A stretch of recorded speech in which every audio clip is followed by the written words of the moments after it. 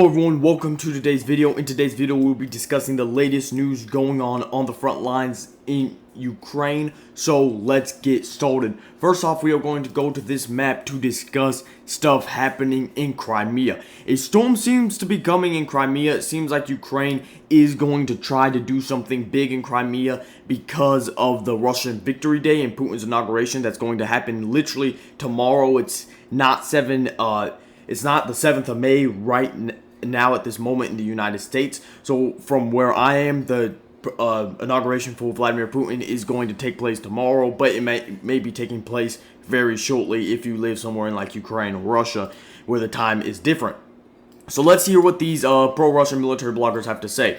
So these guys are saying the armed forces of Ukraine can prepare a massive strike from 6 a.m. on May 7th, Putin's inauguration, with the use of 50 drones and a dozen of long-range missiles. All two reports with reference to this source. Okay. Also, we gotta look at this attack from yesterday. This is about the first attack I've seen of the Ukrainian sea drones being destroyed. Of course, this was posted by the Russian Ministry of Defense, and you can see that they are bombing this sea drone, and it does seem like the sea drone was eventually destroyed. That helicopter is right above it. However, the success rate for these sea drones is very high, and really, if that's a sea drone I think it is, it was literally just $200,000 to make. Also, this is another video of the destruction of the Mogura V5. So that's the video of the thing getting destroyed. Now moving on here, we do have this more sea drones attacking this Russian small ship. As you can see here, it's the same type of footage we saw from when it was coming. It looks the same from when they were attacking the big ship. This is just a small ship that they were attacking, so I don't know if this was the legitimate target, because this ship probably doesn't cost it more than what, $200,000. So I don't know if this was a initial target or they just had to adjust and switch to something else. Also, we have Ryber, a very pro-Russian source, talking about the activity of Ukrainian USVs over the Crimean Peninsula. Also, we got this, another very pro-Russian source saying this about what's going on. Ukraine is preparing a massive blow to the inauguration tonight, and the night before the US said that it was not worried that Russia could use TNW. They don't believe it that we will disrupt our inauguration. Indeed, we will not use TNW this night. Hypersound or this other place, I probably am going to butcher its name, and then the inauguration. So basically, a lot of people are scared of this Ukrainian attack to the point where satellite images show Russia no longer using Crimean bridge to supply Ukrainian troops, and that's troops to go to Ukraine, and that's probably because they know it's going to be under attack. They're trying to make this railroad system over here. The problem with that is railroads are very easy to destroy. I would say the good side to that is they're pretty easy to rebuild, though. So let's go through the updates now. We obviously have the Ukrainians doing attacks on the borderlands. In my opinion, this is what Ukraine should have done before the invasion. If you see someone massing up their troops by you, and Israel does this a lot, they'll do preemptive strikes, and that will weaken the enemy's logistics before they even have a chance to attack you. So these were just the strikes around the border. Also, you got some Ukrainian strikes over here. Some may be blurred out for my YouTube audience because YouTube is very censored around this stuff. However, I will post this on Rumble if I have to blur some of the stuff out for free. You guys can watch the uncensored version. This is just them attacking Russian vehicles. And also, you have more bombings from the Ukrainians. I'm seeing more and more artillery shelling, whether it's from HIMARS systems, ATACMS, or just normal artillery pieces. And that's probably because the Ukraine aid is finally reaching the front lines in some areas. So obviously, you can see the Ukrainians are attacking the borderlands. They're doing this because according to a lot of people, the Russians are going to launch an offensive right after Victory Day, a borderland offensive near Kharkiv, Sumy, and some people are even saying other oblasts in Ukraine.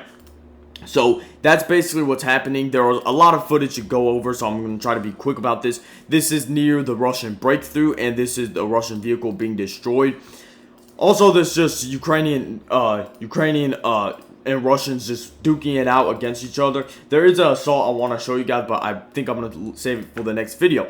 So that's basically what's going on. There's a lot of drone attacks. The Ukrainians are preparing for something big, not only in Crimea, but they're preparing for Russia to do something big in the Belgorod region, to attack Kursk, or even to attack Sumy or other places like that. So Ukraine's preparing for this, Russia's preparing for this. The next few weeks of this war is all going to be very crucial. So, of course, we have some news that NATO may be getting involved soon. I don't really know how legitimate that news is, but as you can see, this is NATO equipment being sent to Ukraine. So Ukraine is going to get this aid soon. I believe Russia's luck, at least in these areas that they've tried to exploit during this time, is slowly but surely running out once the aid starts reaching the lines. And this is per this one military blogger right here. You can see Russians capture this village over here, advanced within Robotine. 23 villages captured in 2024 so far. So 2024, it's been January, February, March, April, May. So it's the 5th month of 2024. With no U.S. aid, the Russians only been able to capture 23 villages. And you may be like, that's actually a lot of villages. Well, the Ukrainians, with going against heavily defended Russian troops in their 2023 counteroffensive, were able to capture 14 villages. So the Russians aren't even halfway to that, and they had complete air dominance. The Ukrainians did not have air defense. The Ukrainians were lacking ammo. The Ukrainians were literally, according to some reports, firing 1 shell for every 10 Russian shells, artillery shells, and the Ukrainians were also using smoke shells just to scare the Russians because they had no ammo. And the Russians really have exploited their breakthrough lately, but I think it's a bit too little, too late, at least for now. We will see. Time will tell. Obviously, a lot of people claiming when the war is going to end, what's going to happen. They can be accurate, but from what I've seen, most people, even people that have studied their craft and craft for years, and they're crafted geopolitics, they know a lot about Ukraine, know a lot about Russia. They've made very off predictions because we can't see the future. However, for the Russians to have complete air dominance, Ukraine's lacking vital supplies, vital ammunition, not to mention that they have a manpower issue. And to really, in like 5 months, 4 months, and we're on the 5th month, really only take 23 villages.